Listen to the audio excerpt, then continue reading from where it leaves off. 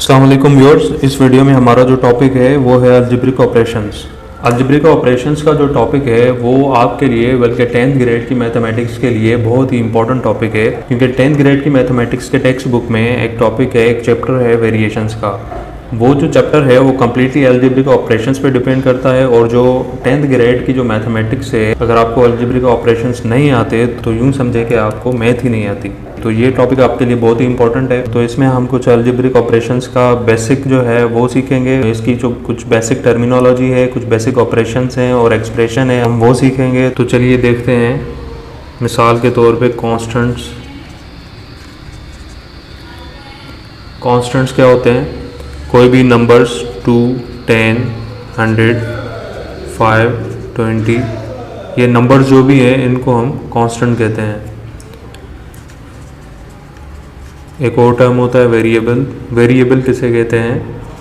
X, Y, Z, ए, B, सी। Basically जो variables होते हैं उनको किसी भी अल्फ़ाबेट से रिप्रेजेंट कर रहे होते हैं हम, एक्स, वाई, जेड से या ए, बी, सी से। कभी कभी उनको हम सिंबल से भी रिप्रेजेंट कर रहे होते हैं, जैसे अल्फ़ा, बीटा, गामा। वेरिएबल्स का मतलब क्या है? बेसिकली ये जो वेरिएबल्स हैं, वेरिएबल्स का मतलब ये है कि इनकी जो वैल्यू है वो फिक्स नहीं होती। इनकी वैल्यू जो है वो वेरी करती रहती है, इसलिए हम इनको वेरिएबल्स कहते हैं। जबकि कॉन्स्टेंट्स जो हैं ये आपको पता है इनकी एक ही वैल्यू है, फिक्स वैल्यू है इनकी।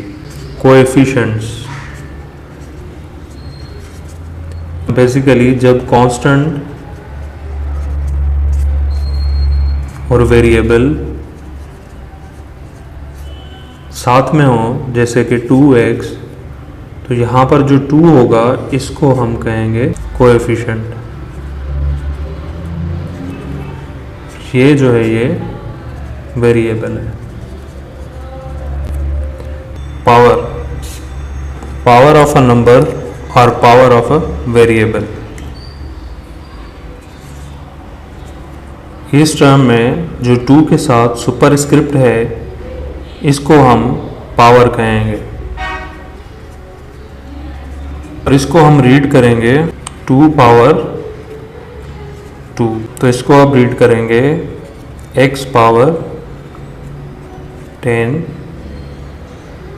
x के ऊपर 2 हो तो इसको आप रीड करेंगे x पावर 2, या इसको हम x स्क्वायर भी रीड करते हैं। x के पावर क्यूब हो तो इसको आप x पावर 3 या फिर x क्यूब भी रीड कर सकते हैं। 2 को आप स्क्वायर भी पढ़ सकते हैं और 3 को आप क्यूब भी पढ़ सकते हैं। इसको आप क्या पढ़ेंगे? 2 क्यूब भी कह सकते हैं आप इसको आप 2 स्क्वायर भी कह सकते हैं। Simplification of power. पावर को हम सिंप्लीफाई कैसे करते हैं? मिसाल के तौर पे 2 स्क्वायर गिवन हो तो इसको आप कैसे हल करेंगे? इसको 2 को आप 2 टाइम्स मल्टीप्लाई करेंगे। 4 क्यूब होगा तो इसको 4 को आप 4 टाइम्स आपस में मल्टीप्लाई करेंगे। 10 स्क्वायर होगा तो 10 को आप, ये हो जाएगा 4, ये हो जाएगा 64, ये हो जाएगा 100। इसी तरह से अगर x स्क्वायर हो तो x को आप 2 टाइम्स मल्टीप्लाई करेंगे, ये वापस x स्क्वायर हो जाएगा।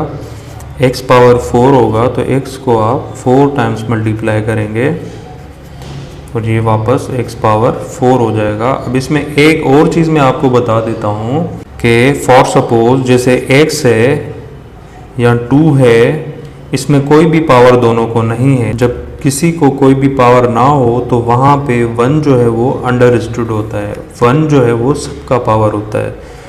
2 के ऊपर भी यहाँ पे 1 जो है वो अंडरस्टूड होता है, लेकिन वो लिखा नहीं जाता। 100 है, 100 का भी यूँ समझें कि पावर इसको 1 है। 1 जो है वो हर चीज़ का पावर प्रेजेंट होता है, लेकिन वो लिखते नहीं है उसको हम। वो यूँ समझें कि जैसे अंग्रेज़ी के साइलेंट वर्ड्स होते हैं, वैसे ये 1 जो है वो साइलेंट होता है, वो पढ़ा नहीं जाता। अब मिसाल के तौर पे आप लोगों को एक मल्टीप्लिकेशन मिली हुई हो, x square multiplied by x square, तो इनका जो सॉल्व करने का जो तरीका है वो ये है कि एक्स सेम ही रहेगा, जो पावर्स होंगे इनके पावर्स ऐड होंगे। मल्टीप्लिकेशन में पावर्स आपस में ऐड होते हैं, तो ये हो जाएगा एक्स पावर 4। तो वैसे ही अगर आपको मिला वो x square multiplied by x, तो इसका क्या मतलब है कि 1 यहाँ पर अंडरस्टूड है, ये हो जाएगा x power 2 plus 1 is equal to x power 3। 2 square multiplied by 2 मिला हुआ हो आपको, तो ये क्या हो जाएगा 2 पावर 2, यहाँ पर 1 जो है वो अंडरस्टूड है वो इसमें ऐड हो जाएगा, तो ये हो जाएगा 2 क्यूब। इसको जब आप सिंप्लीफाई करेंगे तो 2 को आपस में 3 दफ़ा मल्टीप्लाई करेंगे तो ये हो जाएगा 8। मिसाल के तौर पे आप लोगों को मिला हो x square multiplied by x power -2, तो इसको आप किस तरह हल करेंगे, इसको करेंगे एक्स पावर 2 प्लस -2, 2 में से 2 माइनस हो जाएगा, 0 बचेगा। तो अब यहाँ पर ये भी एक बात बता दूँ आपको कि किसी का भी पावर जब 0 हो, anything power 0 is equal to 1। For suppose y power 0 है तो ये 1 हो जाएगा, z power 0 will be equal to 1, 100 power 0 equals to 1, 10 million हो, 10 million power 0 is equal to 1, anything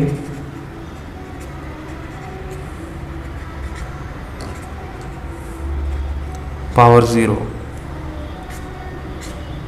anything power 0 is equal to 1।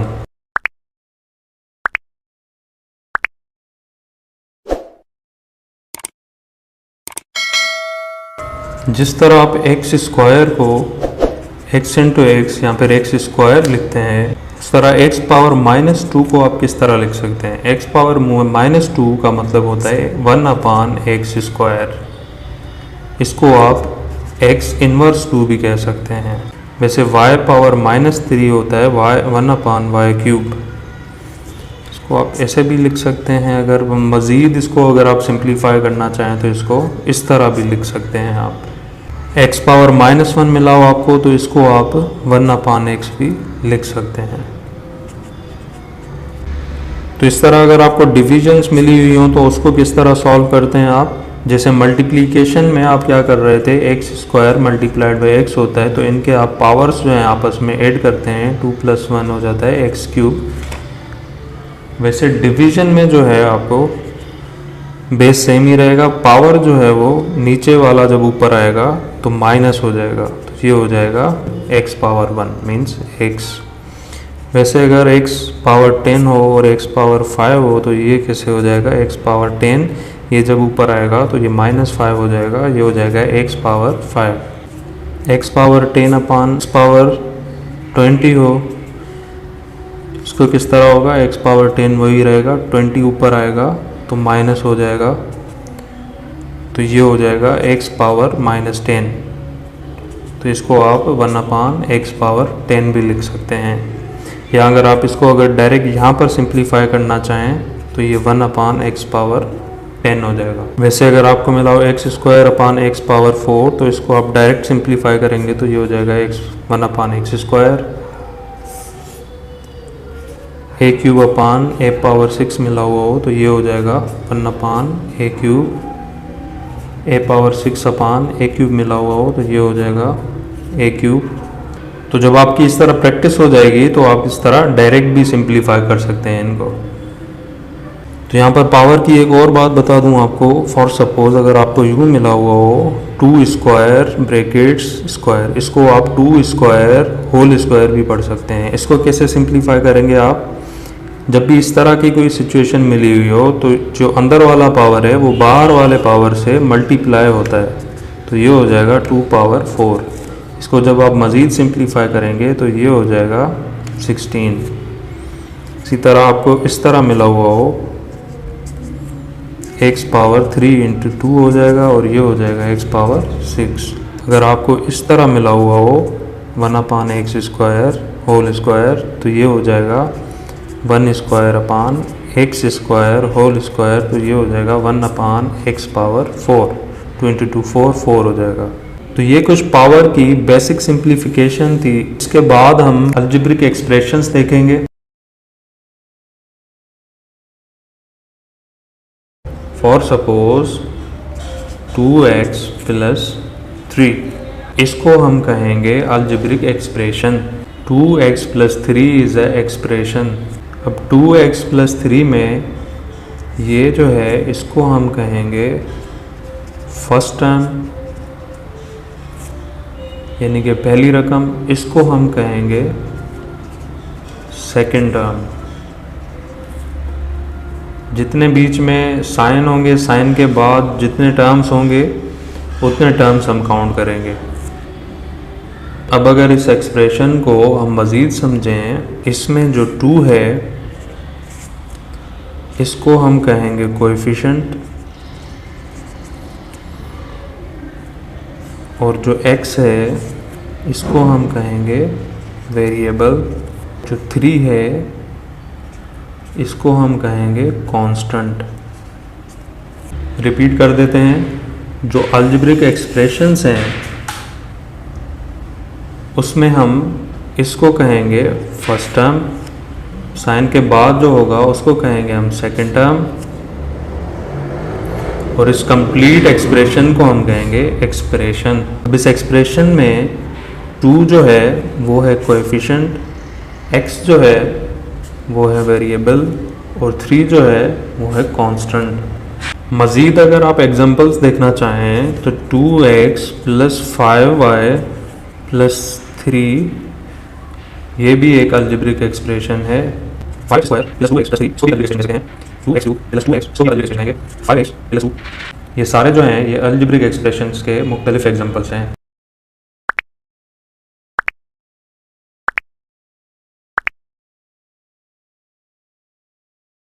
इसके बाद जो एपिसोड होगा हमारा, उसमें हम मज़ीद अलजेब्रिक ऑपरेशंस की प्रैक्टिस करेंगे। तो आज के लिए यही हमारी प्रैक्टिस थी। इंशाल्लाह मिलते हैं अगली वीडियो में। अपना ख्याल रखिएगा। अल्लाह हाफ़िज़।